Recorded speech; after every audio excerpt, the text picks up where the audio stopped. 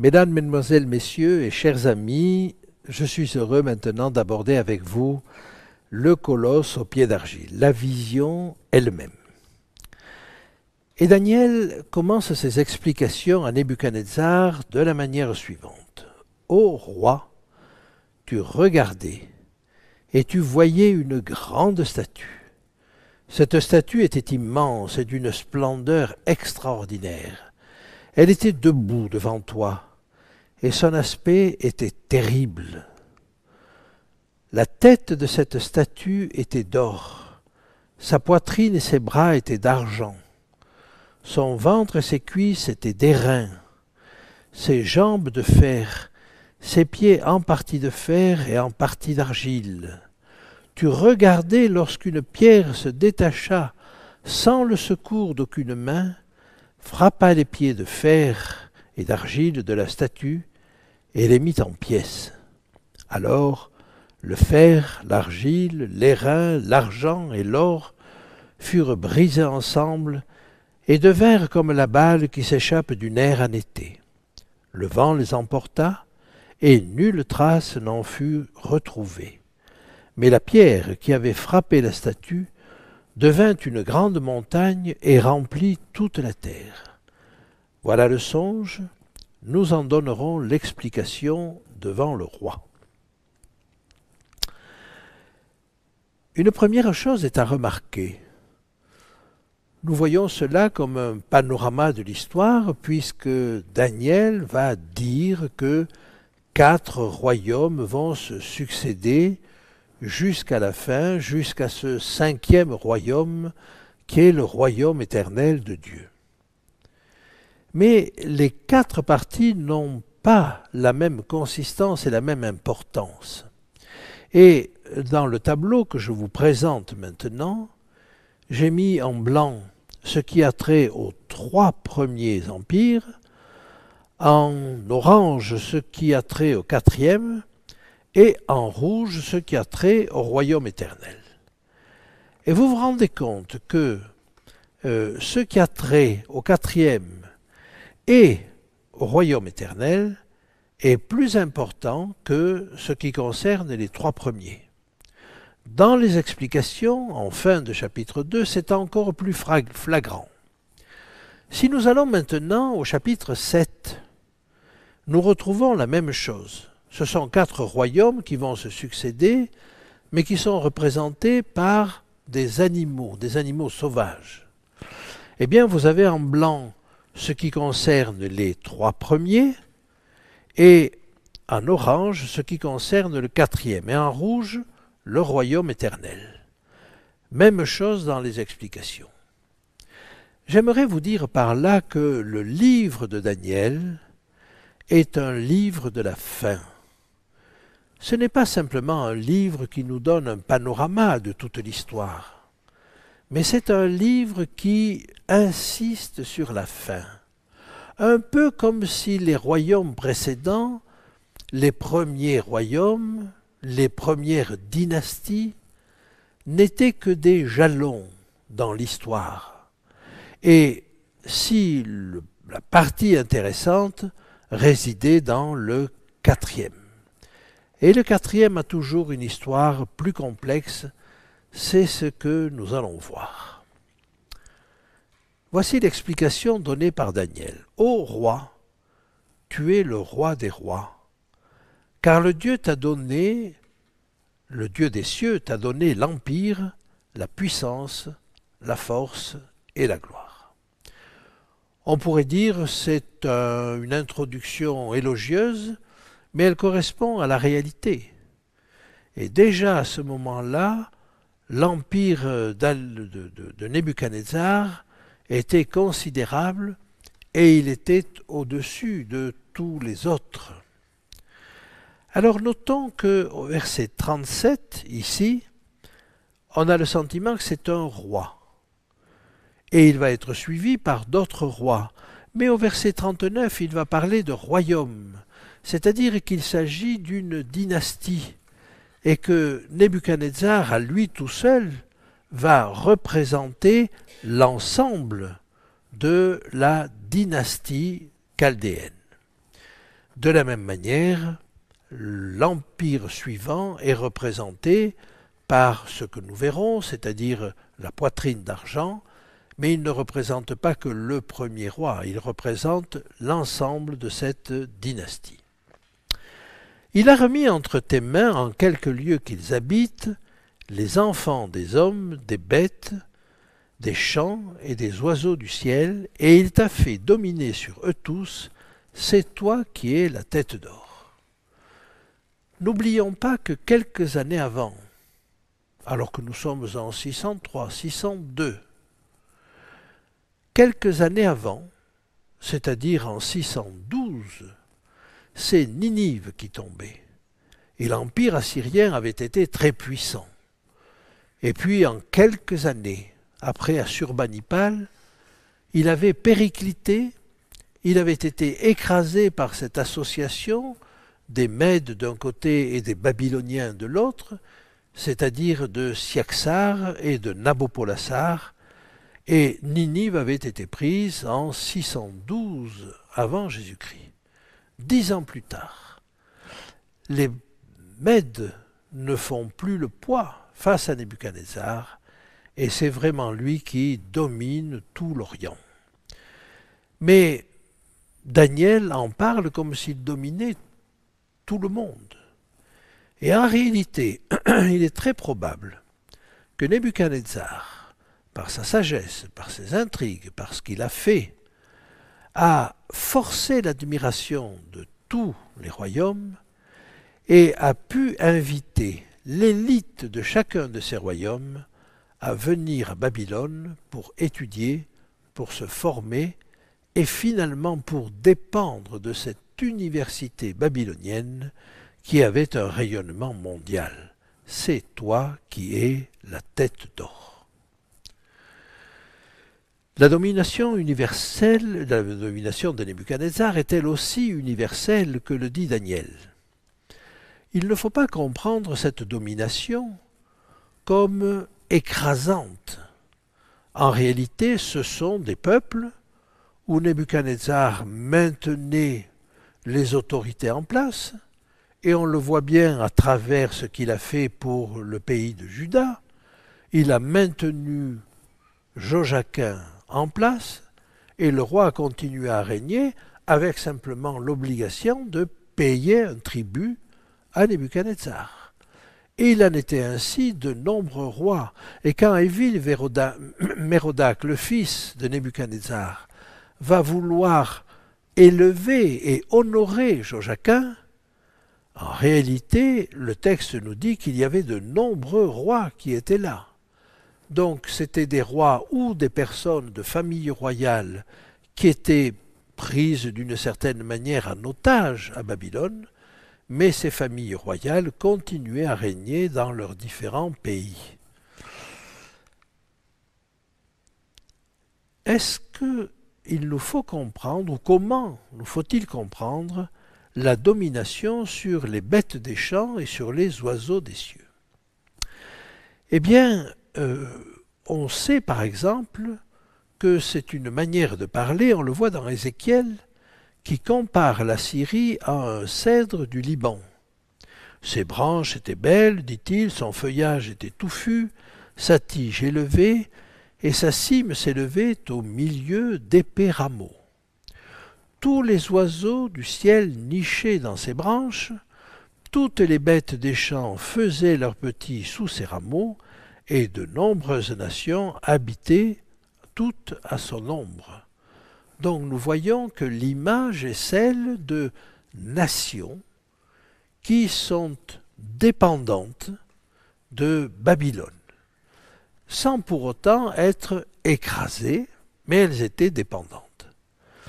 Dans la vision de l'arbre que nous verrons au chapitre 4, de la même manière, les animaux trouvent abri sous cet arbre. Et les animaux sauvages et les oiseaux du ciel également. Par conséquent, l'image peut se comprendre de cette manière, mais peut-être faut-il y voir aussi des techniques de domptage, des techniques de capture des animaux, et il y a là probablement une allusion à la création et au fait que Dieu avait donné à Adam la domination sur tous les animaux. Alors, il devient de cette manière, de nouveau, à l'image d'Adam, le maître du monde.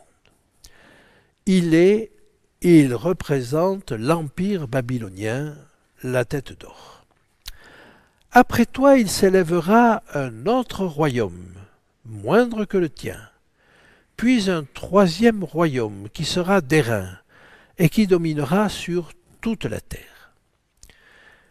Le point important qui vient d'être dit ici, c'est que contrairement à ce qu'espère Nebuchadnezzar, son royaume un jour s'éteindra et aura un successeur et aura un deuxième royaume. Et il y aura même un troisième et puis un quatrième royaume. Alors, il donne peu d'indications sur ces royaumes qui se succèdent. Après toi, il s'élèvera un autre royaume moindre que le tien.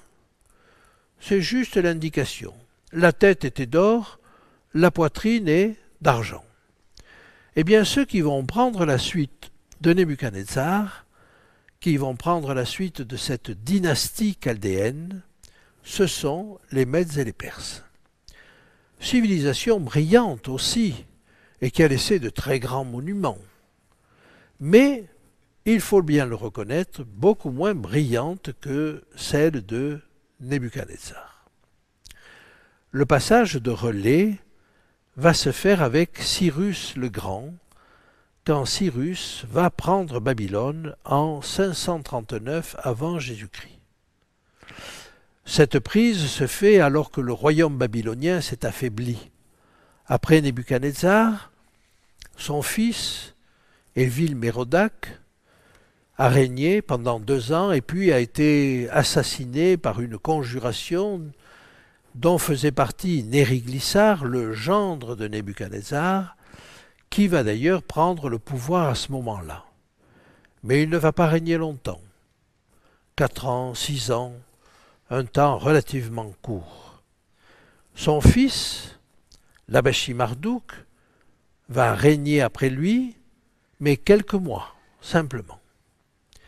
Et après lui, c'est encore un autre gendre de Nebuchadnezzar qui va prendre le pouvoir, c'est Nabonide. Mais Nabonide est intéressé par d'autres choses que le pouvoir et l'exercice du pouvoir.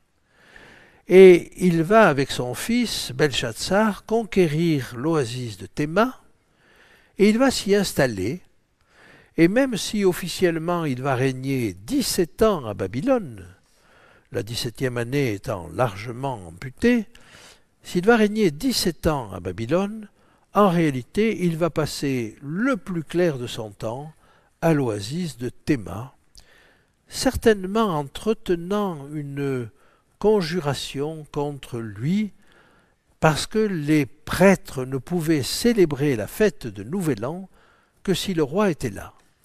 Et le roi, volontairement, qui n'était pas un adorateur inconditionnel du dieu Marduk, mais plutôt du dieu Sin, du dieu Lune, refusait de venir à Babylone pour éviter que les prêtres puissent célébrer le Nouvel An en l'honneur du dieu Marduk.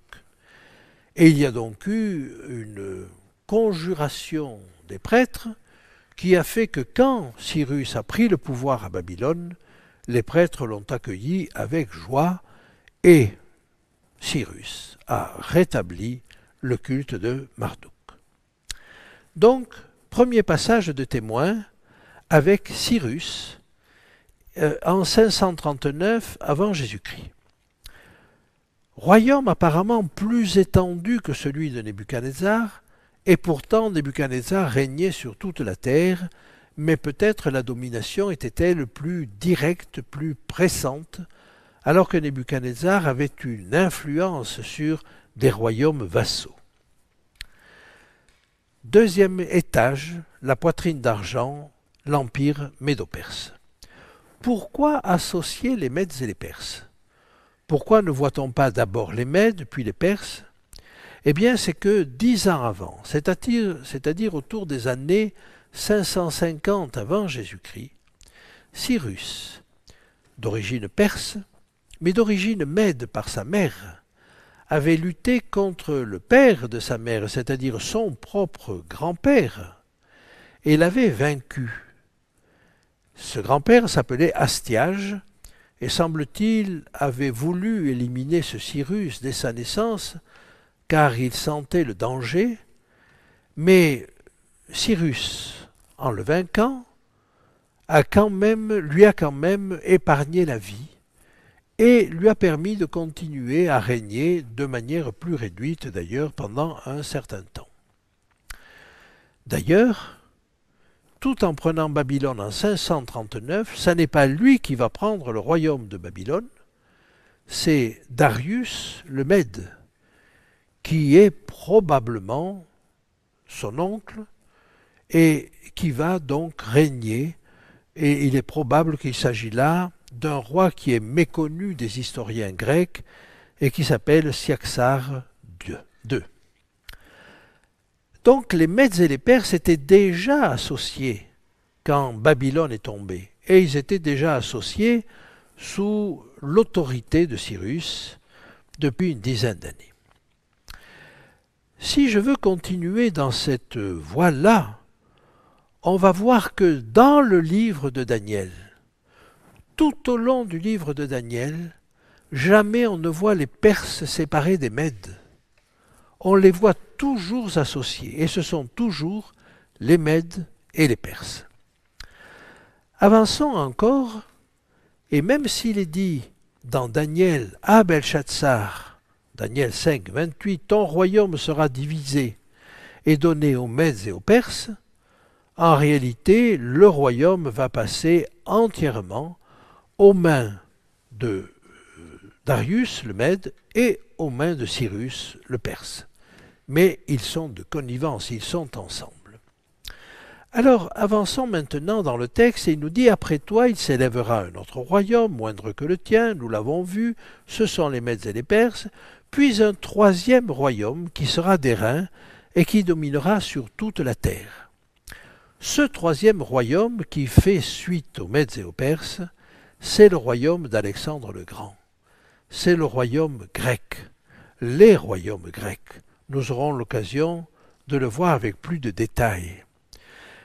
Donc ce deuxième passage de témoin se fait avec la victoire d'Alexandre le Grand sur Darius III, Darius Codoman, d'abord en 333 avant Jésus-Christ à la bataille d'Issos, puis en 331 à la bataille de Gogamélès, ou Arbel, et Darius III va réussir à fuir tout en abandonnant sa famille, et d'ailleurs Alexandre le Grand va se marier avec la fille de Darius III, mais c'est finalement un satrape de Bactriane qui va assassiner Darius III un an après, en 330. Le passage de témoin se fait effectivement en 331, et à ce moment-là, ce sont les Grecs qui vont régner. Je vous donne quelques chiffres sur la bataille d'Issos, mais il y avait 1 million d'hommes du côté des Mèdes et des Perses, contre 40 000 fantassins et 7 000 cavaliers du côté grec. Donc une écrasante différence numérique, mais une stratégie tout à fait extraordinaire de la part d'Alexandre le Grand, qui justement profitait de cette armée plus légère et beaucoup plus mobile pour contourner et pour vaincre cette armée trop nombreuse, trop lourde et qui nécessitait évidemment une logistique beaucoup plus importante.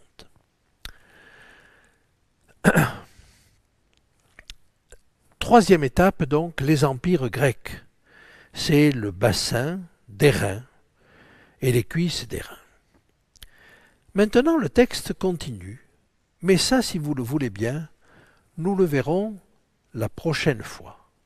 En réalité, ce qu'il faut réaliser là, c'est que le projet de Nebuchadnezzar, qui était de créer un empire universel, avec un savoir universel, ressemble fort au projet actuel de l'humanité.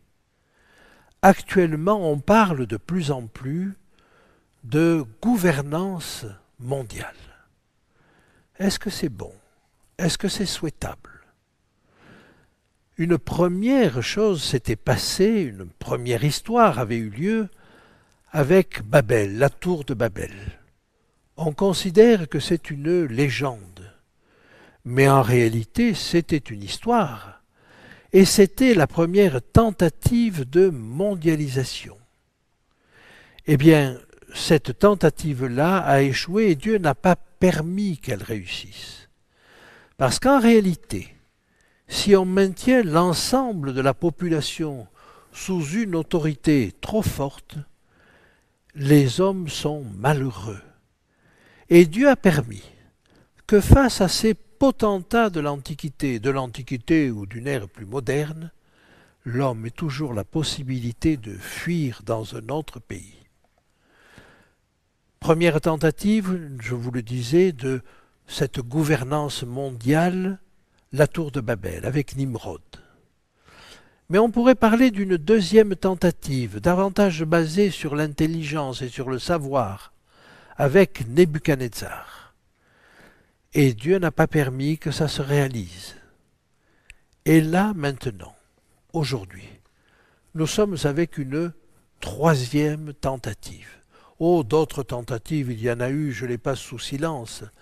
Mais ne pensez-vous pas que Charlemagne, Charles Quint, Napoléon, Guillaume II, Hitler ont eu le même projet, un projet d'autorité mondiale.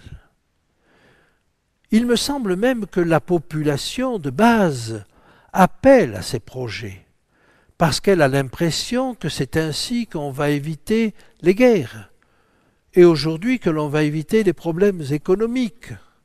Mais va-t-on les éviter? En réalité, l'histoire montre que quand on donne trop de pouvoir à une personne, elle le détourne à son profit et que finalement les populations qui en dépendent sont plus malheureuses que d'avoir peut-être un pouvoir ou une tête moins forte, mais qui leur laisse davantage de liberté. Et l'avertissement de Samuel mériterait d'être pris en compte. Quand le peuple d'Israël demandait un roi, Samuel leur disait « Attention, le roi que vous demandez, il va avoir des soldats et qu'il faudra entretenir. Il va prendre les plus jolies filles du pays pour en faire des danseuses. Il va prendre les plus habiles pour en faire des cuisinières, c'est-à-dire qu'il va détourner les principales forces de la nation à son profit. Ah oh, la nation sera glorieuse, mais sera-t-elle plus heureuse pour autant?